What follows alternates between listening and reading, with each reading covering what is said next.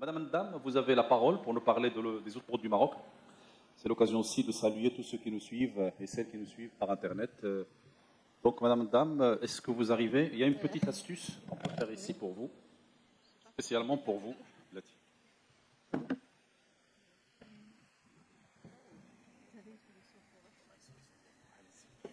Super.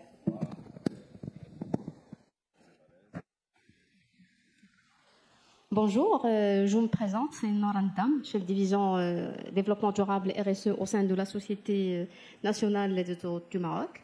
Donc, je suis très heureuse d'être parmi vous aujourd'hui pour vous présenter quelques projets d'une manière très succincte, j'ai le temps très serré. En fait, je vais juste donner un avant-goût de différents projets dont j'ai eu l'occasion d'y contribuer ou de piloter concernant le développement durable.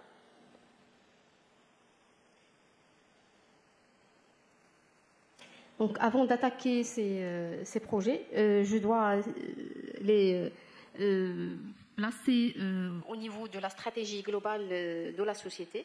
Et je commence par dire que la Société nationale des autoroutes du Maroc est un acteur engagé en termes de développement durable et pour accompagner le Maroc dans son leadership climatique. On essaie de s'aligner parfaitement avec les 17 objectifs de développement durable. Donc, on essaie de systématiser la sauvegarde de l'environnement dans les différents projets, de la conception jusqu'à l'exploitation des autoroutes.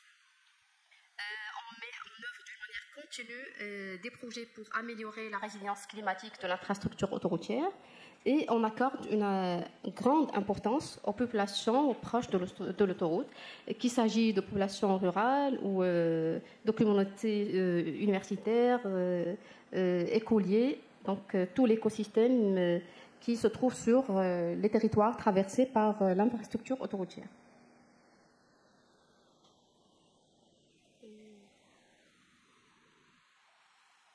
Donc cet engagement, il est concrétisé à travers 3 principaux programmes. Il y a un premier programme qui s'appelle le programme vert et qui vise développement du patrimoine vert, la préservation de la biodiversité, la protection des ressources naturelles. Et on est actuellement à un capital qui dépasse les 4 millions d'unités d'arbres situées entre l'emprise autoroutière et aussi à peu près 1 million d'unités qui sont réalisées au niveau du domaine forestier. Il y a un deuxième programme qui s'appelle Programme Azur et qui vise tout ce qui est développement d'énergie renouvelable, efficacité énergétique, mais aussi tout le développement de la mobilité électrique à travers un premier réseau interurbain de bornes de recharge de véhicules électriques. Et le troisième programme, c'est le programme communautaire qui vise le soutien aux communautés proches de l'autoroute, notamment la population rurale.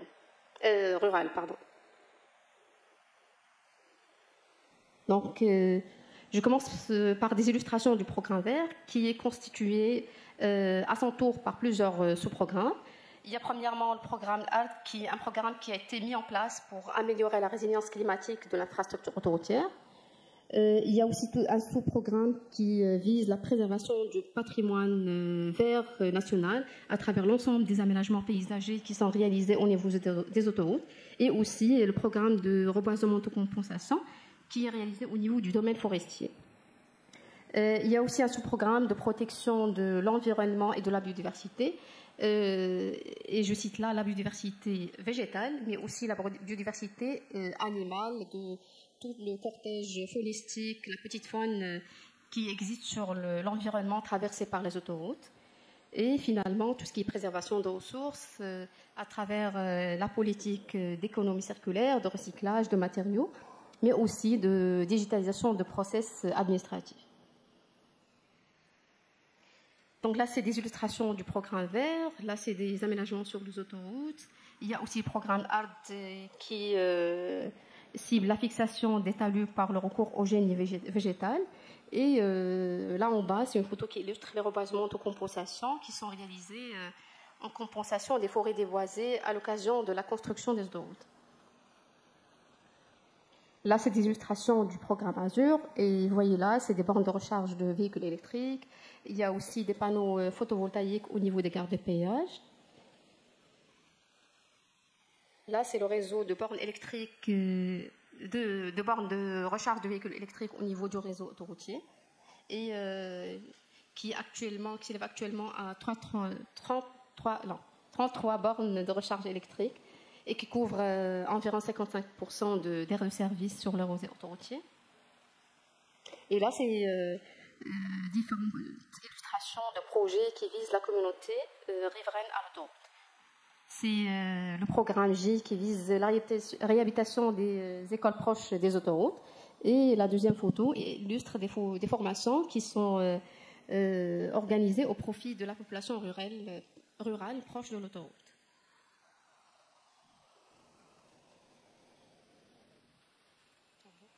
Donc voilà, tout ce que je viens de présenter, ça représente les atouts environnementaux des autoroutes.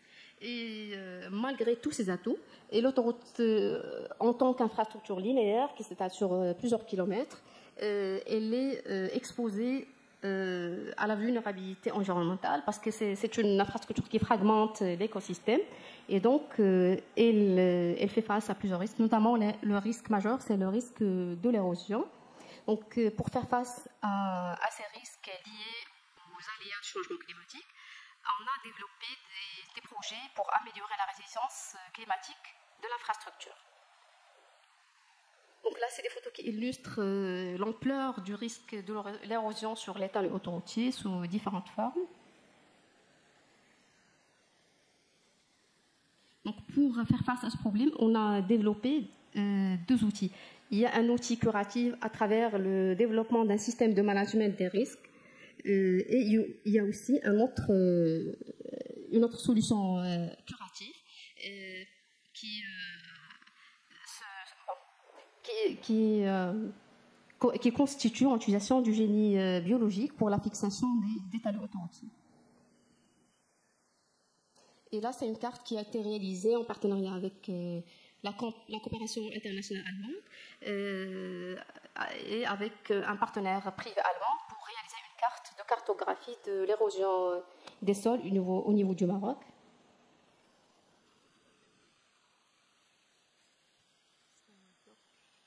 Et qui est utile à différentes échelles. Il y a l'échelle macro au niveau de tout le territoire, il y a aussi l'échelle intermédiaire au niveau du bassin versant et l'échelle micro au niveau des talus autoroutiers.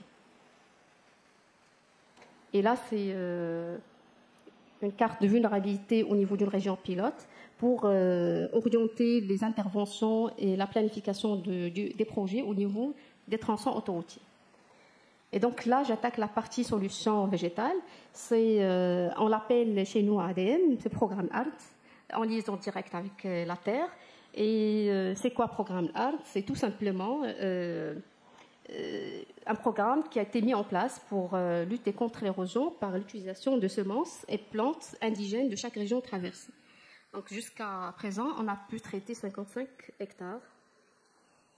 2 minutes, madame. Rapidement, je vous dis. Ça bloque. Et c'est un programme qui est réalisé avec un partenaire scientifique national, qui est l'Institut national de recherche agronomique,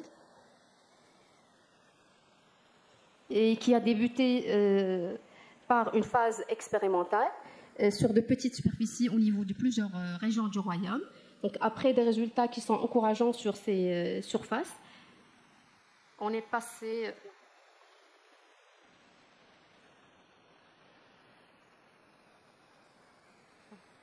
Donc là c'est des diapos qui. Non, excusez-moi, ça. Donc j'en profite pour rappeler qu'en principe, toutes les présentations seront visibles sur le site web de la FNBTP, a priori à partir de ce soir, j'espère. Pardon. D'enregistrement également. À partir de ce soir, au Langologa, demain, Inch'Allah, à partir de demain, toutes les présentations seront visibles. Madame Dam. Donc là, je vais parler diagonalement pour ces tableaux. C'est juste pour dire que c'est des techniques qui utilisent des matériaux naturels, à savoir la paille, la toile de jute, les roseaux pour stabiliser les sols et qui ont prouvé leur efficacité. Et là, c'est des résultats qui ont constaté sur le terrain. Vous voyez les résultats après environ 4 ans. Donc, on a la flore qui se rétablit, qui se régénère et qui permet bien évidemment de stabiliser les sols. Parfait. Mais il ne faudrait pas que ce soit très beau parce que sinon, ça va distraire les conducteurs, n'est-ce pas? Ah non, non. Ça deviendra dangereux.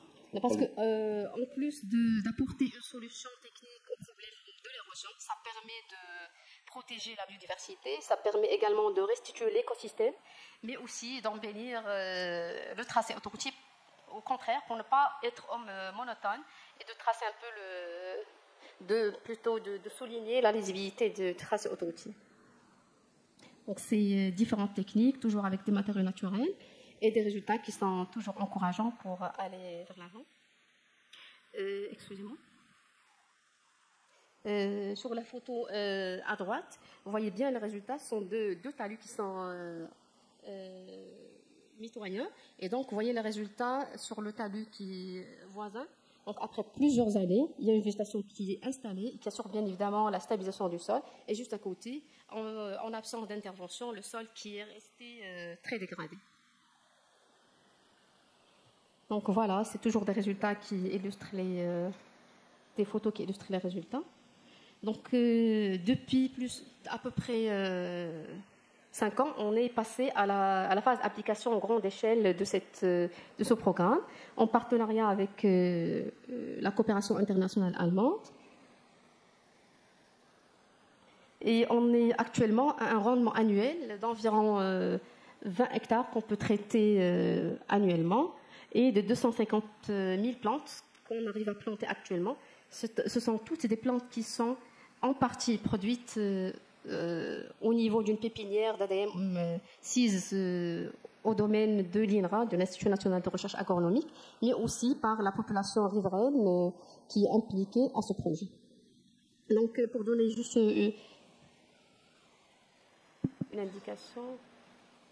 Une indication sur le coût de cette technique. C'est des techniques qui ne sont pas onéreuses. Certes, ça demande du temps pour l'installation, mais c'est des techniques qui sont durables, qui permettent de contribuer à la préservation du patrimoine vert du pays. Et voilà, c'est 7 millions de dirhams. C'est le coût moyen pour le traitement de 20 hectares, avec la partie production des plantes, la partie accompagnement scientifique et aussi réalisation sur le terrain. Et encore une période d'entretien qui s'étale entre 1 à 2 années. Parfait. Rapidement, je vais vous présenter la partie très intéressante du projet. Là, c'est des résultats d'actions qui ont été réalisées durant la campagne 2022-2023. Donc, vous voyez clairement le résultat entre la situation avant et après. Ça, c'était au niveau de l'autoroute Angers-Pormet.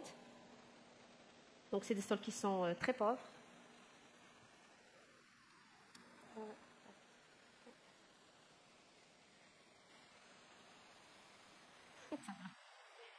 J'avance ou je... Non. Parfait. Rapidement, une. Allez-y. Pointez vers la régie, s'il vous plaît. Pointez en haut. La dernière slide, non? Vous voulez revenir? Ok. Je vais revenir rapidement.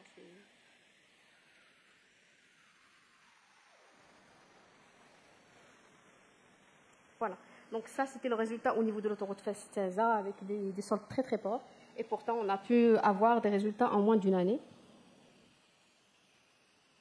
Et là, en plus de la végétation qui se réinstalle, il y a la petite faune qui s'installe. Et donc, ça ne pourra que nous faire plaisir et permettre de ce projet notre fierté. Et donc, en plus de la partie scientifique et biodiversité, il y a la composante sociale très intéressante du projet et qui se fait à travers, en partenariat avec la GIZ comme partenaire international, mais aussi avec un partenaire national qui est l'Office national de conseil agricole pour la sensibilisation et l'implication de la population rurale à travers des formations techniques qui sont données par des experts, mais aussi avec l'accompagnement en termes financiers, achat de matériel, pour développer cette nouvelle chaîne de valeur. Parce que l'objectif, finalement, c'est que ce projet, qui ne reste pas seulement au niveau des autoroutes, mais soit une expérience réussie qui pourrait être duplicable au niveau d'autres organismes publics de construction ou d'infrastructures linéaires. Et voilà. Parfait. Donc, je vous remercie pour votre attention.